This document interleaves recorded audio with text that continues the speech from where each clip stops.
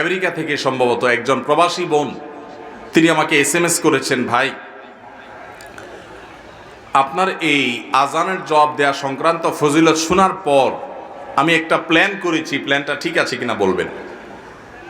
আমি তার প্ল্যানটা শুনে জাস্ট অবাক হয়ে গেলাম যে আমি নিজেও তো এইভাবে চিন্তা করে আমল করার কথা আমার মাথায় আসেনি। তিনি আমাকে বললেন, ভাই আপনার এই আলোচনা শোনার পর আমি মক্কা শরীফের 5 ওয়াক্ত নামাজের লাইভ আজান শুনি, যেটা আমার জন্য আমেরিকার মতো জায়গা থেকে একটু কঠিন হয়। যে ওয়াক্ত একান্ত না পারি, ঘুমের কারণে বাদ যায়, সেটা ভিন্ন। বাকিগুলো আমি বাসা বাড়িতে থাকাকালীন সময়ে রেডিওতে বা হয়তো অন্য কোনো উপায়ে তিনি তার লাইভ আজান শুনেন। মক্কার লাইভ আজান, মুয়াজ্জিন সাহেব আজান দিচ্ছেন, শুনে ওই লাইভ আজানের জবাব তিনি দিচ্ছেন। কেন?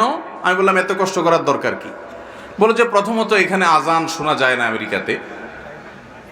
আমি যেখানে শুনি আসি, এখানে মসজিদ থেকে আজানের জবাব শোনার বাস্তা নাই। দ্বিতীয়ত হলো মক্কা শরীফের মুয়াজ্জিনের আজান শুনে তো লক্ষ লক্ষ মানুষ নামাজ পড়ে, এবং তাদের আবার নামাজের সওয়াব এক রাকাতে 1 লক্ষ।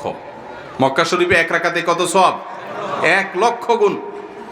তো তাদের যেহেতু একজনের 1 রাকাতে 1 লক্ষের সওয়াব হয়, আবার সংখ্যায়ও যদি লক্ষ লক্ষ মানুষ, তাহলে সেই আজানের জবাব যদি দেই, তাহলে এই যে লক্ষ লক্ষ মানুষের কোটি কোটি সওয়াব, এগুলো ওই যে মুয়াজ্জিন আজান দিয়ে পাচ্ছেন, আমি জবাব দিয়ে যদি তার মতো সওয়াব পাই, তাহলে তো আমার অ্যাকাউন্ট, আমার আমল নামা সওয়াবে পরিপূর্ণ হবে।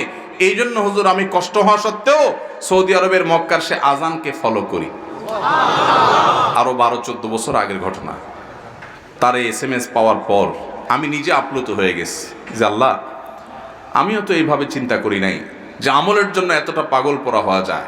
আমাদের বোনরা আমলের ক্ষেত্রে অনেক এগিয়ে, আমাদের পুরুষদের চাইতে বাংলাদেশেও আমি দেখেছি, সর্বকালেই অবশ্য সব সমাজেই আমাদের মা বোনরা বরাবর এগিয়ে থাকেন। আল্লাহ তাআলা আমাদের মা বোনদেরকে দ্বীনের জন্য কবুল এবং মঞ্জুর করেন। আমরাও এখান থেকে শিক্ষা গ্রহণ করব, নেক আমল করার ক্ষেত্রে কম্পিটিশন করব। একটা আমল আজকে শিখলাম,